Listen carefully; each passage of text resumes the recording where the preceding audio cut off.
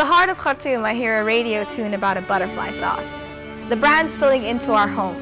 The meter chosen to make the woman sound as fragile as the message behind the advert she sang. The best advice my mother gave was to use this butterfly sauce. And I thought, my grandma's sauce could eat your mama's sauce 3 times over and still have room for your aunties too. There is nothing fire ever taught me that my grandmother didn't already know. The way the air would bend to make space for her, the ground it carried the sauce down to those before us. Sometimes I wonder what it would feel like to belong to myself. My big end goal dream is that there are 2 million people in the IDP camps in Sudan, to get all of them home.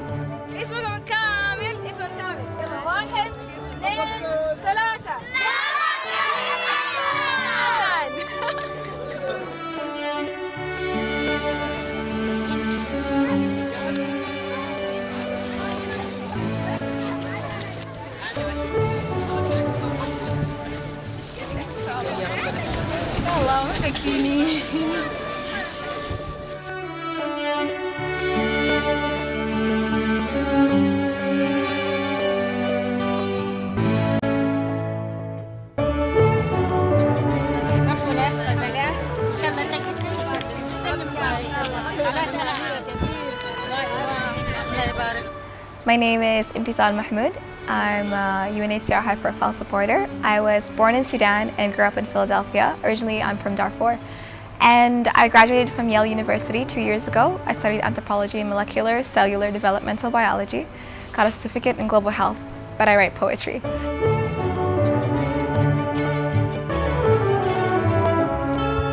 The Dreams for Peace started out as just an idea. I wanted to bring people together in the interest of peace and to create a collective responsibility for peace. The idea was that if we started talking about our ideas and if we started working together, then we could keep working together for a lasting peace. And that's how the idea of walking came into it. How can you get people to stand together in a way that is accessible to everyone? That's what the Dreams for Peace is.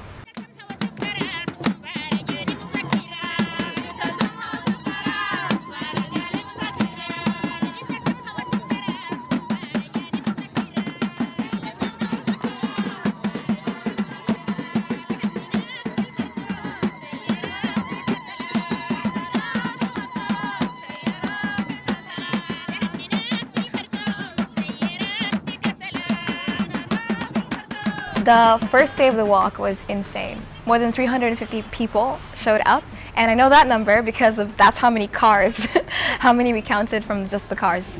Everyone else just joined us along the way, from the market, from schools, from wherever it was, people joined us, and it was insane because it never happened before in Fasher, and nothing like that has happened before in Sudan that was completely independent.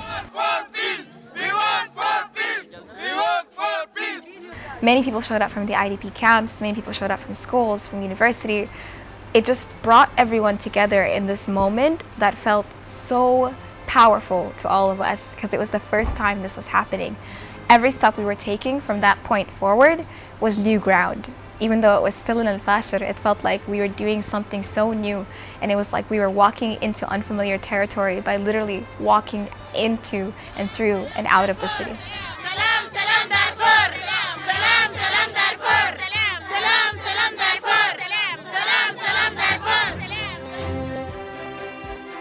It was really difficult at first to get permission for this, for the walk, for the dreams, because at first the government was very against the idea.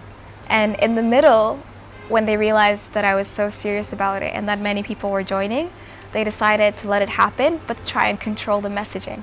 But we wouldn't let that happen. They tried to bend our message to fit their angle, but we were smarter than that.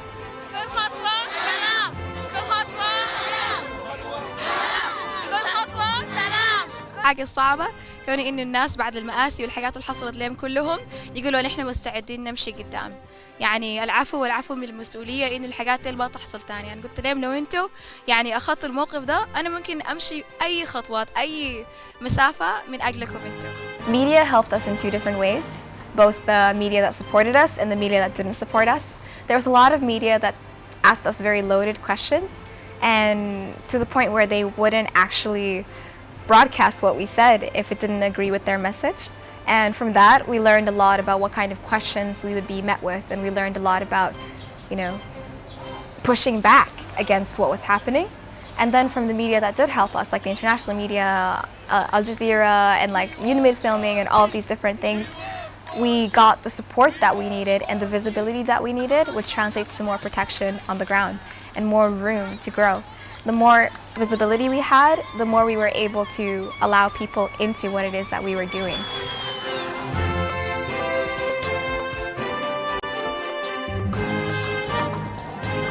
The beauty about all the help I got from Unimid is that they not just flew me to Fasher when I needed to be there for the walk, but they also covered the first historical day, and they also covered the last day, and they followed along with us on the way. They were there emotionally, physically, in terms of media. They were just there. And that was something that really helped because they've been in Darfur for a very long time and they know much more about operating there than I do. So it felt very beautiful to not just have the local people helping me, but to also have an international organization ready to stand with us.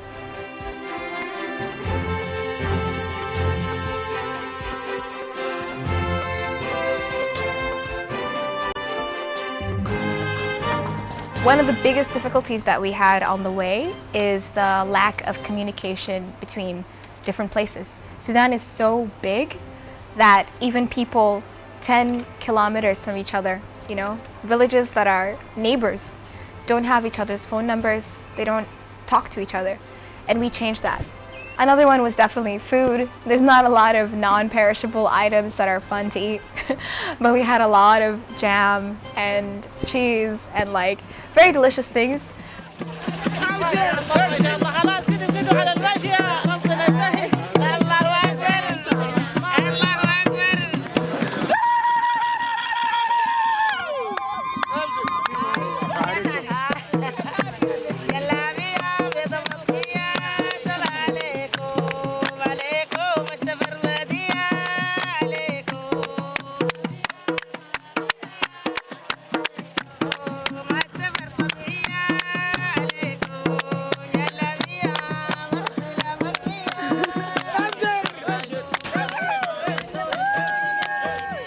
Visiting the camps was an incredibly emotional but also inspiring experience for me because I have a lot of family in the camps. The places that I went to when I did the peace talks, it was in places where my family wasn't, in Niala and Kabkabiya, and a lot of different areas that made me realize just how long and difficult the war is. I already knew from personal experience, but the experience of the people in the IDP camps is so different. Because for a lot of them, what they told me is that the place that they live is gone. The place that they're from is gone. What do they have to go back to? And they want to go back, but they said to me, where do we start? What even is the first step? And so I said, that's what I'm here to help.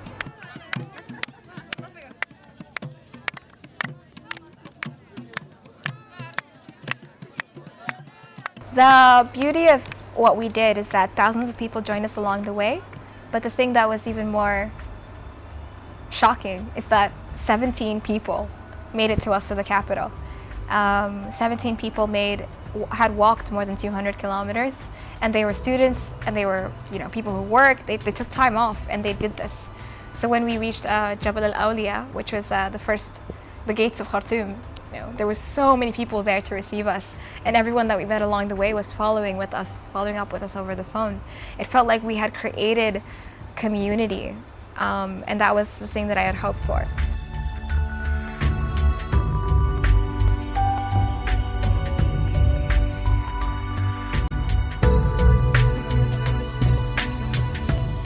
أنا طول حياتي عايشة برا السودان.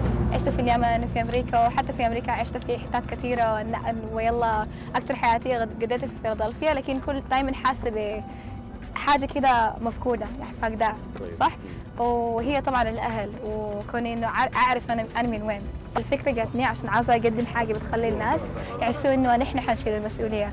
لو العالم، لو الناس المسؤولين، لو everyone، كل الناس الأكبر مننا ما قدروا يشيلوا مسؤولية السلام، نحن بنشيلها كتفنا، صح؟ عشان كده كلنا وقفنا سوا وشلنا المسؤولية دي. I think that the message for the Dreams for Peace and for the One Girl Walk reached the people that we needed it to reach.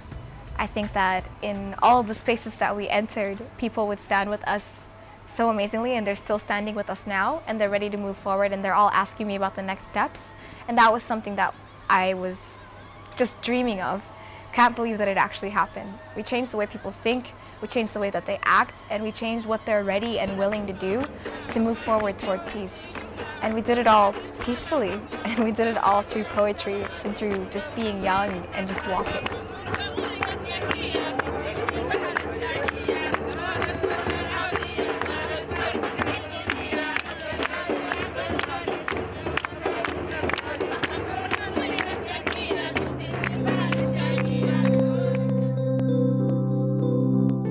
Sometimes I wonder what it would feel like to belong to myself. Is it the way we break, the way we hurt one another? Is it our excuses, the stories we keep and the ones we leave out? Is it other people, the ones we keep and the ones we leave out? Is it the steady solitude of always being in one body no matter how much you love another person? Is it the love we give and the love we don't get back? I count my siblings every morning to make sure they're still here. In the back of my mind, voices carry, my own catches up, I count again. I don't know what it means not to be me. Sometimes I smile just to keep existing. And in her last days, my grandmother carried hot coals from her clay fire away to the pit until the pot cooled, halving the coals until the bubbles slowed to a simmer, the chunks to a smaller, the embers to ash. As if she were replicating her whole entire life in those moments. And when she died, the birds migrated from her pear tree to her bedside and back. From the radio humming in her old room, her collection of strangers finding refuge in her old house, a procession of misfits, a choir of kings.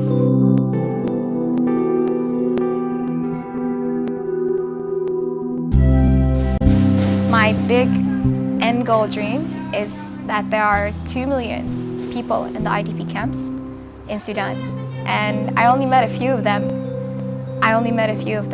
But my dream is to get all of them home. And that's what I want to do.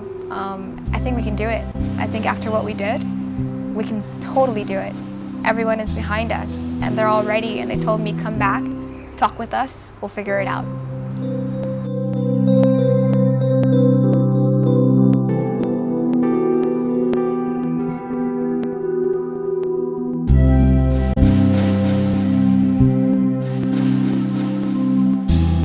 My message to women in Darfur is that you're strong, you're incredible and invincible, and you're the reason that we're here. If I didn't have the strength of my mom or the love that my dad showed me growing up, I wouldn't be who I am. And if we didn't have them, we wouldn't be able to do this. And for everyone who tells women in Darfur that this is a man's problem, that war is a man thing, they're absolutely wrong, because we're the ones who are going to fix this.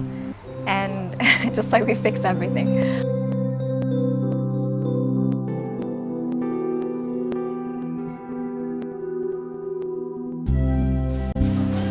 My message to the Darfur community is that we've been through a lot. We've seen so much, and we stood together then, and we're going to stand together now.